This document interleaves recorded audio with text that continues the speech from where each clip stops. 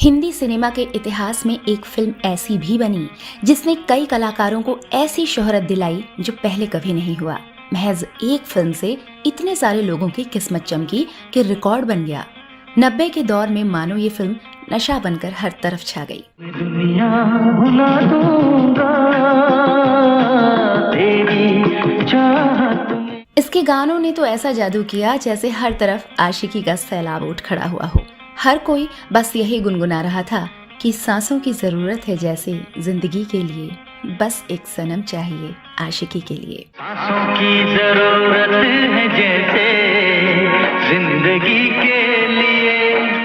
अपनी पहली फिल्म से ही राहुल रॉय और अनु अग्रवाल इस कदर मशहूर हुए कि हर जुबान पर बस इनका ही नाम था।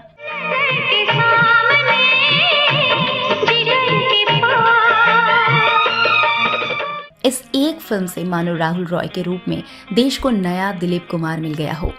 इसी फिल्म से कुमार सानू नए किशोर कुमार बन गए और अनुराधा पौडवाल लता मंगेशकर को कड़ी टक्कर देने लगी। इस फिल्म में अपने म्यूजिक से नदीम श्रवण घर घर पहुंच गए और गीतकार समीर अपने शब्दों से मोहब्बत का मशवरा देने वाले नया नाम बनकर सामने आए। इस फिल्म के लॉन्च के बाद महेश भट्ट मानो इंडस्ट्री के सबसे बड़े डायरेक्टर बन गए। महज इस एक फिल्म ने इतने सारे लोगों को एक साथ ऐसी शोहरत दी जो एक मिसाल बन गया, और ये फिल्म थी आशिकी। बस एक सनम चाहिए आशिकी के लिए। इस फिल्म के बनने की कहानी इतनी दिलचस्प है कि सुनने वाला इसमें खो जाए। फिल्म के आइडिया से लेकर एक एक एक्टर के चयन की कहानी भी बड़ी इंटरेस्टिंग है। इस पेशकश में बताएंगे कि वो कौन कौन थे जिन्होंने सबसे पहले चाहत एल्बम को लेकर फिल्म बनाने का आइडिया दिया। जानेंगे कि फिल्म के रिलीज से पहले महेश भट्ट ने क्यों लगा दिया अपने करियर दांव पर और कागज पर लिख कर दिया कि अगर ये फिल्म फ्लॉप हुई तो वो डायरेक्शन छोड़ देंगे। साथ ही बताएंगे कि आशिकी फिल्म के पोस्टर पर क्यों किसी का चेहरा नहीं दिखाया गया था, और अंत में जानेंगे कि अपनी पहली ही फिल्म के बाद आखिर कैसे राहुल रॉय ने एक साथ 50 से ज्यादा फिल्में साइन की और फिर उन्हें किस वजह से ज्यादातर फिल्मों का साइनिंग अमाउंट लौटाना पड़ा था। नजर के सामने जिगर के पास। नमस्कार, प्रणाम और आभार। आप देख रहे हैं अपना पसंदीदा YouTube channel behind the camera with RJ Kangana, और बात हो रही है फिल्म आशिकी की मेकिंग की। आगे बढ़ने से पहले आपसे रिक्वेस्ट है कि चैनल को सब्सक्राइब जरूर कर लें। जाने जिगर जाने मन मुझको है तेरी कसम, तू जो मुझे न। कभी देश की सबसे बड़ी संगीत कंपनी बनाने में कामयाब रही टी सीरीज के संस्थापक गुलशन कुमार ने 80 के दशक के आखिर में एक प्रयोग किया था गानों के एल्बम निकालने का, और गाने हिट हो जाने पर उन्हें एक कहानी में पिरोकर VHS फिल्म बना देने का। टी सीरीज के मालिक गुलशन कुमार अपने म्यूजिक एल्बम लाल दुपट्टा मलमल का के सुपरहिट होने से बहुत उत्साहित थे। उनके मन में था कि एक और ऐसा ही सुपरहिट एल्बम बनाया जाए।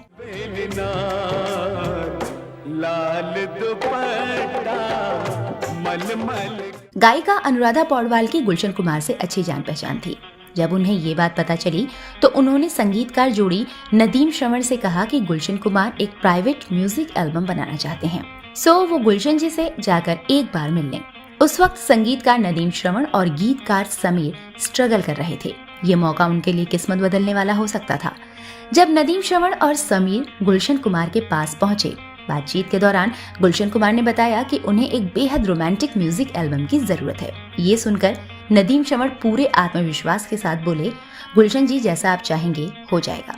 गुलशन कुमार इस एल्बम का नाम चाहत रखना चाहते थे। ये भी कमाल रहा कि म्यूजिक एल्बम का पहला गीत जो रिकॉर्ड हुआ उसके बोल थे, मैं दुनिया भुला दूंगा तेरी चाहत में। इस तरह से म्यूजिक एल्बम चाहत की रिकॉर्डिंग शुरू हुई।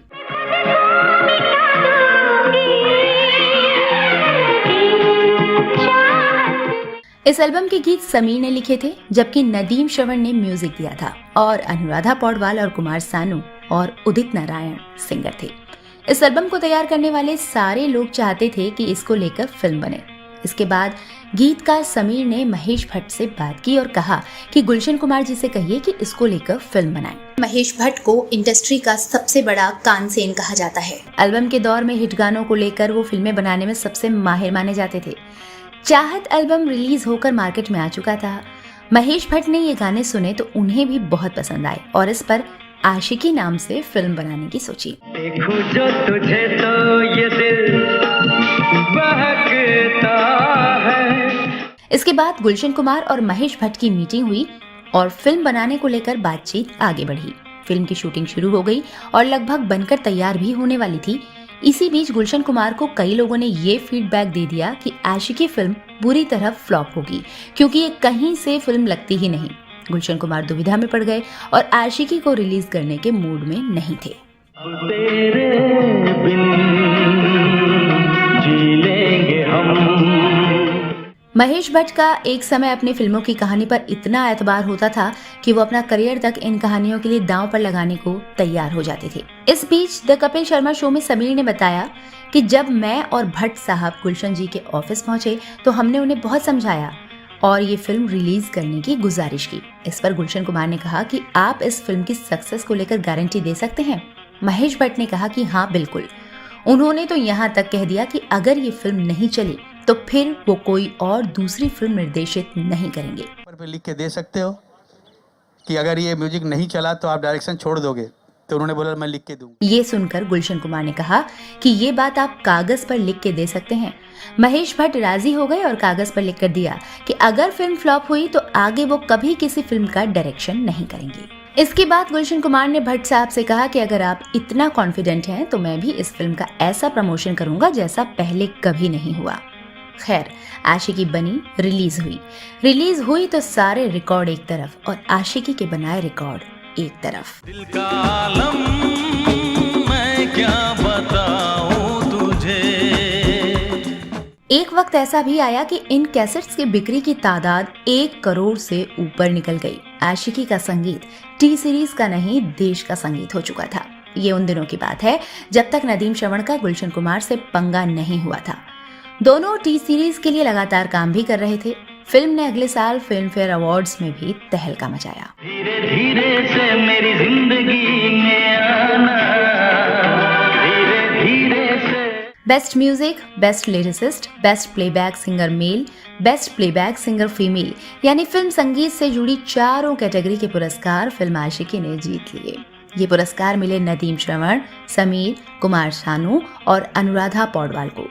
फिल्म आशिकी के लिए कुल 12 गाने गुलशन कुमार ने निकाल कर एक तरफ रखे थे। हालांकि इनमें से फिल्म में इस्तेमाल 9 ही हुए थे। इनमें से एक गाना उदित नारायण ने और एक गाना नितिन मुकेश ने भी गाया। नितिन मुकेश का नाम फिल्म के एंड क्रेडिट्स में गायक के तौर पर आता है, हालांकि उनका गाया गाना फिल्म में नहीं है। नदीम श्रवण उन दिनों पाकिस्तान के गानों से काफी प्रभावित हुआ करते थे। इस फिल्म के 1-2 गानों में भी इसकी झलक मिलती है।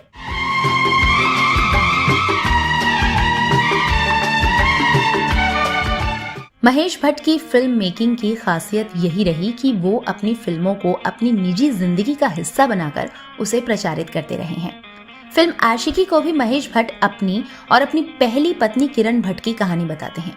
फिल्म में दिखाए गए तमाम सीन भी महेश भट्ट के मुताबिक उनकी असल जिंदगी से प्रेरित रहे हैं। हालांकि फिल्म में अहम भूमिका निभाने वाले दीपक तिजोरी का ये कहना रहा है कि इस फिल्म का मूल आइडिया उनका सुझाया हुआ है और इसके लिए एक विदेशी फिल्म का VHS कैसेट भी उन्होंने महेश भट्ट को दिया था।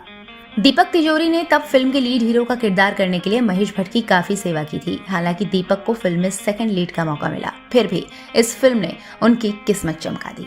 आशिकी में वो एक नमक का काम किया। कहते हैं ना कि दाल में अगर नमक ना हो तो उसमें स्वाद नहीं होता। असल मायने में अगर किसी की किस्मत फिल्म आशिकी से चमकी थी तो वो रहे राहुल रॉय। दरअसल राहुल रॉय की मां इंदिरा रॉय उन दिनों यूनिसेफ के लिए काम करती थीं और एक कॉलम लिखा करती थीं और उनकी महेश भट्ट से दोस्ती थी। एक दिन इंदिरा से मिलने महेश पहुंचे और किसी मुद्दे पर बात कर रहे थे। तभी महेश की नजर दीवार पर टंगी इंदिरा के बेटे राहुल रॉय की तस्वीर पर पड़ी। महेश भट्ट उठकर फोटो के करीब गए और देखते ही तय कर लिया कि उनकी अगली फिल्म का हीरो यही लड़का होगा। उस समय राहुल रॉय मॉडलिंग किया करते थे। एक सनम चाहिए आशिकी के लिए। राहुल रॉय अपनी मां के साथ महेश भट्ट से मिलने पहुंचे। भट्ट ने जब अपने फैसले के बारे में बताया तो उनकी फीलिंग ऐसी थी कि जैसे कोई उनके लिए आसमान से तारे तोड़ लाया हो। उन्होंने न स्क्रिप्ट पढ़ी, न कहानी पूछी, बस फिल्म साइन कर ली। साल भर के अंदर एक साथ 50 फिल्में साइन करने का रिकॉर्ड भी राहुल रॉय ने आशिकी रिलीज होने के साथ बनाया था। ये और बात है कि तभी फिल्म निर्माताओं की संस्था ने एक बैठक कर ये नियम बना दिया कि कोई हीरो एक साथ 12 फिल्मों से ज्यादा फिल्में साइन नहीं कर सकता। लिहाजा राहुल को बाकी सारी फिल्मों के साइनिंग अमाउंट वापस करने पड़े। राहुल तब विशेष फिल्म्स के साथ करार में बंधे थे, लिहाजा उन्हें महेश भट्ट की अगली फिल्में जानम और जुनून भी करनी पड़ी।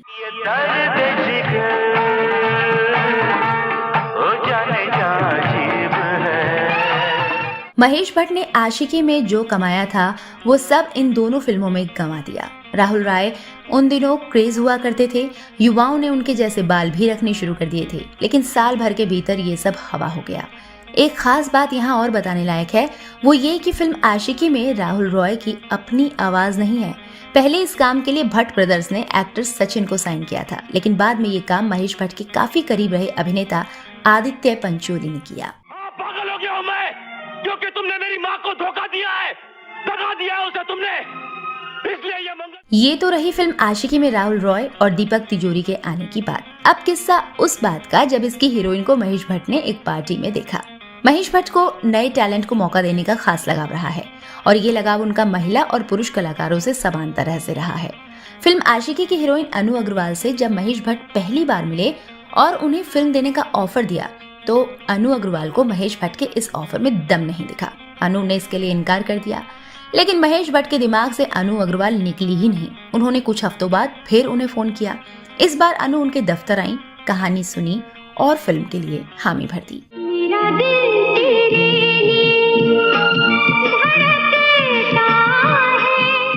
आशिकी फिल्म रिलीज होने के बाद अनु भी रातों रात स्टार बन चुकी थी।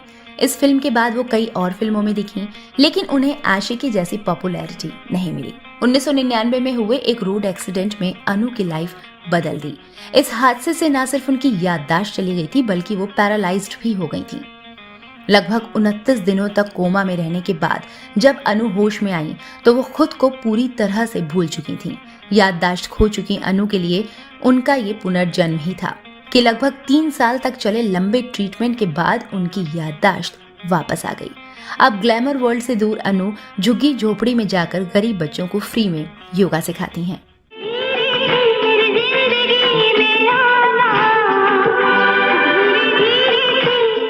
आशिकी फिल्म में महेश अपनी बेटी पूजा भट्ट को हीरोइन बनाना चाहते थे, पर वो राजी नहीं हुई थी। ये और बात है कि फिल्म की शूटिंग के पहले दिन जब पूजा ने इसका क्लैप दिया तो उन्हें समझ आ गया कि उनसे गलती हो चुकी है। मेरा ही कोई भविष्य नहीं है तो मेरे साथ तुम्हारा क्या भविष्य हो सकता है? राखी देर में चिंगारी मत ढूंढो। फिल्म आशिकी के कामयाब होने में इसके दोनों लीड कलाकारों की मासूमियत ने तो बड़ा हाथ निभाया ही, इसके संगीत ने फिल्म को रिलीज होने से पहले ही हिट कर दिया था। महेश भट्ट ने फिल्म में एक युवा प्रेमी जोड़े की भावनाओं को कैमरे में कैद करने में सफलता हासिल की और फिल्म जहां भी कमजोर होने लगती वहां दीपक तिजोरी का किरदार आकर उसे एक अलग मोड़ दे देता। फिल्म में सहायक कलाकारों की एक लंबी फौज भी दिखी और उनमें वीरेंद्र सक्सेना से लेकर होमी वाडिया, रीमा लागू, अवतार गिल और टॉम अल्टर ने लोगों को काफी प्रभावित किया। फिल्म में एक छोटा सा रोल गायक कुमार सानू ने भी किया है, जो इस फिल्म के बाद रातों रात देश के नए सिंगिंग सेंसेशन बन गए।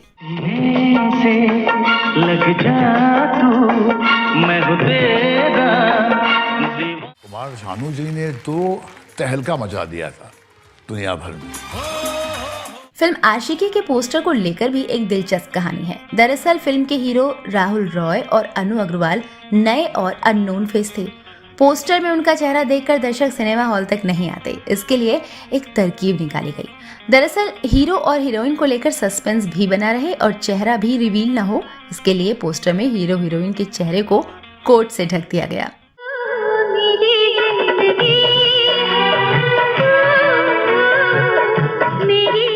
महज 26 साल की उम्र में पहली फिल्म मंजिलें और भी हैं निर्देशित करने वाले महेश भट्ट ने लहू के दो रंग, अर्थ, जन्म और सारांश जैसी कई चर्चित फिल्में बनाई, लेकिन कमर्शियल सिनेमा में महेश भट्ट को पहली कामयाबी आशिकी से ही मिली। तो ये थी फिल्म आशिकी के पर्दे पर आने की कहानी और इससे जुड़े किस्से। इस पेशकश में आज बस इतना ही। आपसे फिर होगी मुलाकात और हाँ, जाते जाते चैनल को सब्सक्राइब जरूर कर लें। धन्यवाद।